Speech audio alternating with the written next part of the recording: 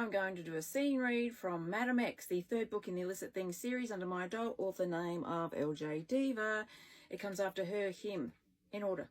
And it explains everything of what happens in those two books. So this is a scene read from chapter 1. I've done the first chapters for all of them. Take note of that. And here we go. Who's been a bad boy? Crack.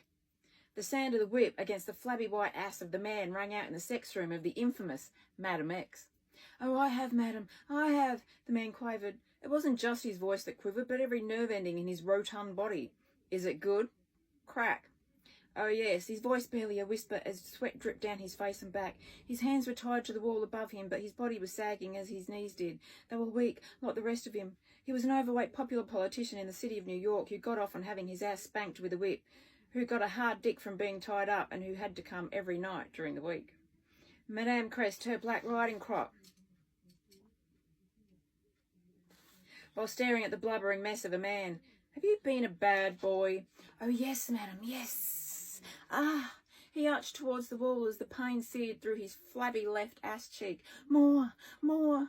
Madam slashed the whip across his lily-white ass 5 times on each cheek, then stood back and sighed. Well, you're done. Get dressed. She untied his hands and watched him slump to the floor. You can leave via the back way as usual. Thank you, madam, he whispered, and hauled himself up from the floor. Bernard Dietrich was a 52-year-old Slovakian-born, American-made man who had tastes and fetishes that were hard to accommodate. Prostitution was illegal in New York, but strangely, BDSM was a grey area. He could go to a street whore, but sex wasn't what he got off on. Having his ass spanked and being tied up was. He quickly gathered his clothes and dressed, knowing she was still in the room, watching. Thank you, madam. He zipped up his pants. Same time tomorrow night?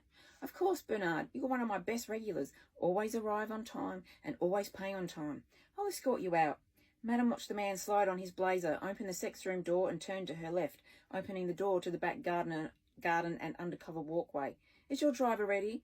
Bernard checked his watch. He should be in the garage. Good night then, Bernard. She glanced over the grey-haired man and inwardly sighed. He'd been a client for 30 years and she doubted it would stop, but like all of the rest, she was making a killing out of him. The only nights he had off was a Saturday and Sunday. 5 nights a week he visited her, and she loved the money it brought him. She glanced down the walkway and saw that the light above the stairwell up to the garage was on, which meant there was a car waiting for its passenger. Looks like he's ready. Stay safe, Bernard. I'll see you tomorrow night. Yes, madam, he muttered, and furtively looking around, dashed along the walkway to the stairs and up to his waiting car, where he climbed into the back seat and lay down. The driver backed out, and madam's driver, Rocco, closed up the garage doors. She waited for him to hurry into the basement before triple-locking the heavy wooden door. That's the last one for the night. You can go home now, Rocco. Ma'am. He gave her the once-over, observing black patent leather corset and knickers with matching stilettos, black lace stockings and garter belt. Her hair was rolled up into a twist, and she wore a black and silver sequin fancy dress mask with black feathers around the top of the eyes. Don't look at me like that, Rocco. She pulled off the mask and sighed. It's what keeps you in wages. Yeah, but for how long? He followed her out of the basement.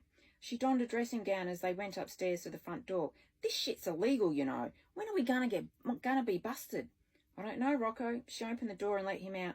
It could be any day, which is why I'm always prepared. Drive safe. She locked the vestibule and front doors behind him and sighed. This life was getting to be too much. 6 nights a week, she and her girls serviced the powerful bigwigs of New York. The girls with sex, she with whips and chains. Each man who came through her doors had a fetish of some kind, and she wrote every single one down. She was Josephine Pompadour, Madam X to the rich and famous of New York City, the Big Apple, the city that never sleeps, and neither did most of her clients. That's a scene read from Madam X. Crop comes in handy. Under my adult author name of LJ Diva. It is book 3 in the Illicit Things series. You do need to read them in order, her, him, Madam X, so you know what's going on. It is a lot shorter, but that's because it wasn't planned. But I'll talk about it in the book talk. So it's Madam X in ebook, print, large print and dust jacket hardcover. Under my adult author name of LJ Diva. Book 3 in the Illicit Things series. Out now at all good online bookstores. Madam X.